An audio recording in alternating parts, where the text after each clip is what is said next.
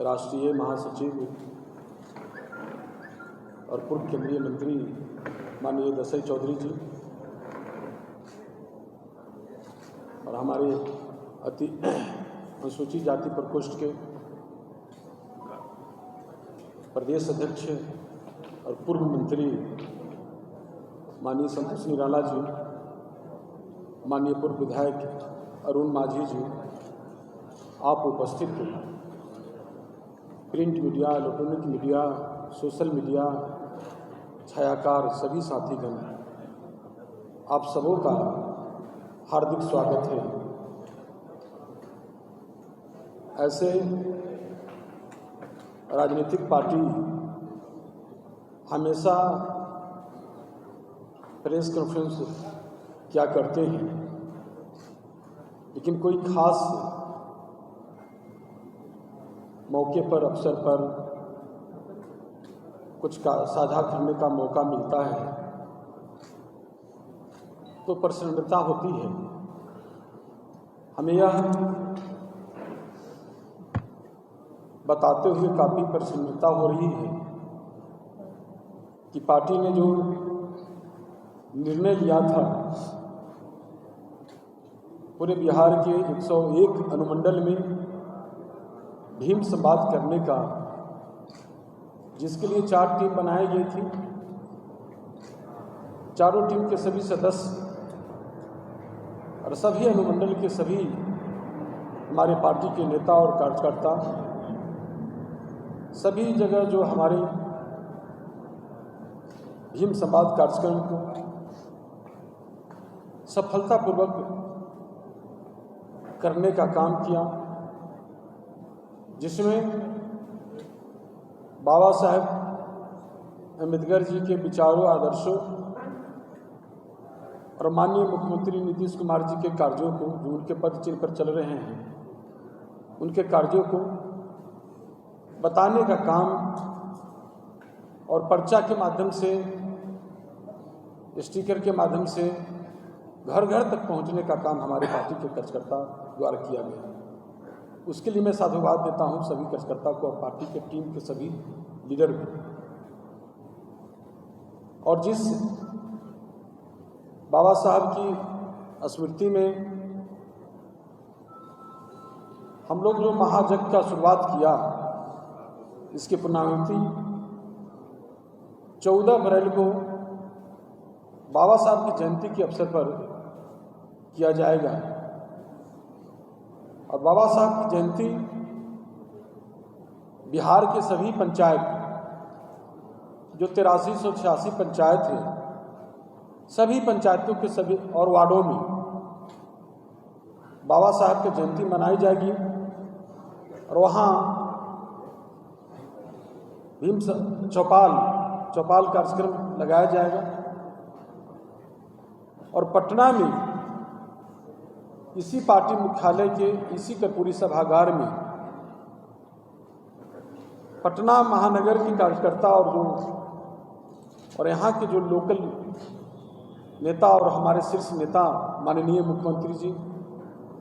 माननीय राष्ट्रीय अध्यक्ष ललन बाबू और जो टीम के हमारे जो 4 टीम बनी थी, 4 टीम के जो हमारे माननीय मंत्री अशोक चौधरी जी, दसई चौधरी जी और जो भी हमारे टीम के संतोष निराला जी, टीम के सभी लोग भाग लेंगे यहाँ। और बड़े पैमाने पर सभी जगह, पूरे बिहार के सभी पंचायतों के सभी वार्डों में भी सभी जगह किया जाएगा बड़ी धूमधाम से। बाबा साहब की जयंती को यादगार और शानदार बनाने के लिए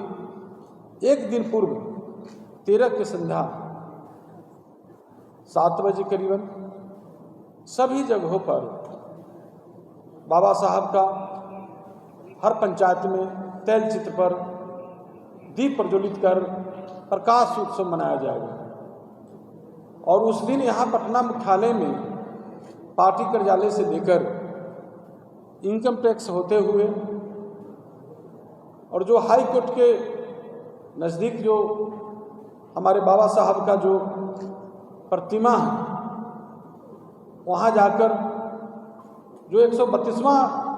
जयंती मनाया जा रहा है, वहाँ हम 132 जन दीप को प्रज्वलित करेंगे और यहाँ भी पार्टी कार्यालय में भी 132 दीप का प्रज्वलित करेंगे और बहुत शानदार ढंग से मेरा पूरा कोशिश होगा कि पूरे ढंग से मेरे और जो उत्साह देखा जा रहा है हमारे पार्टी के नेता और हमारे पार्टी के जो कार्यकर्ताओं के बीच जो उत्साह देखा जा रहा है और जो हम लोगों ने जो फीडबैक लिया, जो महसूस हम कर रहे हैं, बहुत ऐतिहासिक। नाम लेने वाले तो आज बाबा साहब को बहुत लोग मिल जाते हैं और जयंती मनाने वाले भी कई बहुत सारे पार्टी मिलती हैं, लेकिन अब जानते हैं कि बाबा साहब के पद चिन्ह पर चलते हुए सिर्फ हमारे नेता माननीय मुख्यमंत्री नीतीश कुमार जी, जो स्वतंत्र भारत के इतिहास में ऐसा कोई दूसरा उदाहरण नहीं है कि उनके आदर्शों विचारों को सिर्फ सरजमीन पर ही नहीं उतारने का काम किया, बल्कि उनके अपने व्यवहार में, पार्टी का विचारधारा में लाने का काम किया और उनके जितने भी सपना, विचार, आदर्श सबको सजाने का काम उन्होंने किया है। और इसी सूचना देने के लिए हम आप सभी को बुलाया है और तमाम जो हमारे जो नेता हैं, पार्टी के माननीय विधायक हैं, माननीय मंत्री जी हैं और पार्टी के प्रदेश के नेता हैं, सभी लोग अपने अपने क्षेत्र में वो लोग शिरकत करेंगे, भाग लेंगे वहाँ। और यहाँ हमारे सर्वमान्य नेता माननीय मुख्यमंत्री जी, माननीय राष्ट्रीय अध्यक्ष जी और टीम के सभी नेता लोग यहाँ हमारे यहाँ शिरकत करेंगे। और भी मैं अब देता हूँ हमारे माननीय मंत्री अशोक चौधरी जी को कुछ। माननीय अध्यक्ष जी ने बड़ा विस्तार से सब बात को कह दिया है और जो पार्टी ने जो निर्णय किया कि हम हर एक अनुमंडल स्तर पर इस भीम संवाद कार्यक्रम को करेंगे, उस कार्यक्रम का इम्पैक्ट इतना ज़बरदस्त रहा कि पार्टी के जो भी हमारे नेता अनुमंडल स्तर पर गए थे, उससे जो हमारा कार्यकर्ता है और जो पार्टी के जो हमारी नीति है, उसके बीच हम सब लोग समन्वय स्थापित करने में सक्षम हो पाए। और सबसे बड़ी बात है कि बाबा साहब भीमराव अंबेडकर ने 3 मंत्र दिया था, शिक्षित रहो, संगठित हो और संघर्ष करो। तो ये 3 मूल मंत्र है, उस पर काम करते हुए माननीय नेता नीतीश कुमार जी ने इन 17 वर्षों में जब इस बिहार की बागडोर को संभाले थे तो बिहार में समाज कल्याण विभाग हुआ करता था, जो अनुसूचित जाति जनजाति के साथ साथ पिछड़ों अति पिछड़ों के कल्याण का भी कार्य देखता था। और उसका बजट मात्र 40.48 करोड़ रुपया हुआ करता था। और जब 2007 में माननीय नेता आए तो उन्होंने ये एहसास किया कि जो समाज लंबे समय से छुआछूत का दंश झेल रहा था और आज़ाद हिंदुस्तान में बाबा साहब अम्बेडकर और महात्मा गांधी के प्रयास से जो आरक्षण की व्यवस्था हुई, उसका मूर्त रूप देने में बिहार कहीं न कहीं सक्षम नहीं हो पाया। और इसीलिए माननीय नेता ने इस प्रदेश में सर्वप्रथम 2007 में अनुसूचित जाति जनजाति विभाग का निर्माण किया और आज उस विभाग का बजट लगभग 2215 करोड़ रुपया है। 400 गुना माननीय नेता ने इस प्रदेश में अनुसूचित जाति जनजाति के बजट को बढ़ाने का काम किया।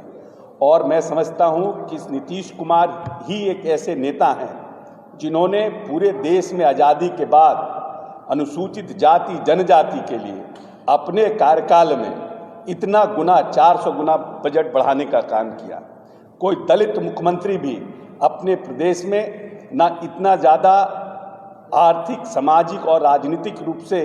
दलितों को संपन्न करने के लिए न योजना का निर्माण किया, न बजट का प्रावधान किया। और कोई जरूरी नहीं है कि कोई दलित व्यक्ति या कोई दलित नेता ही इस दलित के कल्याण का काम कर सके। जिसमें रुचि होती है, जिसमें दूरदर्शिता होती है, जो चाहता है कि लंबे समय से जो समाज मुख्य धारा से जुड़ नहीं पाया था, उसको अगर जोड़ने की नीयत होती है तो वह न सिर्फ बजट का प्रावधान करता है, बल्कि उसके लिए नियम और कानून बनाता है और उसको धरातल पर उतारने का काम करता है। इन सब बातों की चर्चा हम सब लोगों ने अपने अनुमंडल स्तर पर जो हमारा भीम संवाद हुआ उसमें हम लोगों ने किया है, और लोगों में, खासकर अनुसूचित जाति जनजाति के लोगों में और खासकर नौजवान लोगों में इसका बहुत उत्साह देखने को मिला है। और 13 तारीख को जिस प्रयास में, क्योंकि कभी न कभी हम लोग मानते हैं कि कोई न कुछ पॉलिटिकल पार्टियां कहीं न कहीं आरक्षण पर कुठाराघात करने का प्रयास करती है, तो हम अपने संगठन के माध्यम से जो माननीय नेता बाबा साहब भीमराव अंबेडकर के सपने को इस प्रदेश में साकार कर रहे हैं, महात्मा गांधी और लोहिया के सपनों को साकार कर रहे हैं, उनका ये मानना है कि जो बाबा साहब ने कहा था कि शिक्षित बनो, उसके लिए माननीय नेता ने इस प्रदेश में 25,000 प्राथमिक विद्यालयों का निर्माण कराया, महादलित टोलों में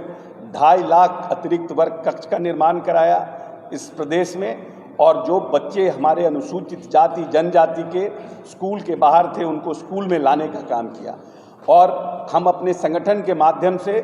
उनको भी संगठित रहने के लिए कह रहे हैं। और जो कुछ लोग आगे बगाहे आरक्षण पर प्रश्न उठाते हैं या आरक्षण पर कुठाराघात करने का प्रयास करते हैं, उसके लिए हम संघर्ष करने के लिए लोगों को तैयार रहने का आह्वान भी कर रहे हैं कि साथ साथ कभी भी कोई पॉलिटिकल पार्टी अगर आरक्षण पर कुठाराघात करने का प्रयास करे तो हमारी पार्टी उनकी न सिर्फ लड़ाई लड़ेगी बल्कि उनके साथ संघर्ष में सदा खड़ा रहेगी। और इसीलिए 13 और 14 तारीख को पूरे धूमधाम से बाबा साहब भीमराव अंबेडकर का पार्टी ने दीपोत्सव और जयंती मनाने का निर्णय किया है। और हम समझते हैं कि पॉलिटिकल पार्टियां पहले मुख्यालय स्तर पर कार्यक्रमों का आयोजन करती थी, उसमें 2000, 5000, 10,000 लोग पार्टिसिपेट करते थे और लगता था कि किसी राजनीतिक दल ने एक बड़ा कार्यक्रम किया है। लेकिन पार्टी का इस बार का जो हमारा निर्णय है कि हर एक पंचायतों में और दलितों के हर एक वार्ड में हम इस कार्यक्रम का आयोजन करेंगे, जिससे कि हमें उम्मीद है कि कम से कम 25-30 लाख लोग इस कार्यक्रम में 13 और 14 तारीख को पार्टिसिपेट करेंगे। वो हमारी पार्टी की एक बड़ी उपलब्धि के साथ साथ जो अनुसूचित जाति जनजाति में एक नई संचार का, एक नई उमंग का संचार भी होगा। 13 अप्रैल की संध्या पार्टी के साथी पार्टी कार्यालय में दीप प्रज्वलित कर प्रदेश अध्यक्ष श्री उमेश सिंह कुशवाहा जी के नेतृत्व में पदयात्रा करते हुए हाईकोर्ट के समीप बाबा साहब की प्रतिमा पर दीप प्रज्वलित करेंगे। और हम जनता दल यूनाइटेड के सभी साथी ये संकल्प लेंगे कि जो अनुसूचित जाति जनजाति के लोग हजारों साल तक छुआछूत के साथ साथ इस सामाजिक त्रुटियां का शिकार रहे और जिसको मुख्य धारा में लाने के लिए माननीय नेता ने बहुत से नए कानूनों का निर्माण किया है, उसके लिए हम हमेशा संघर्षरत रहेंगे और उनके उत्थान के लिए हमेशा प्रयत्नशील रहेंगे।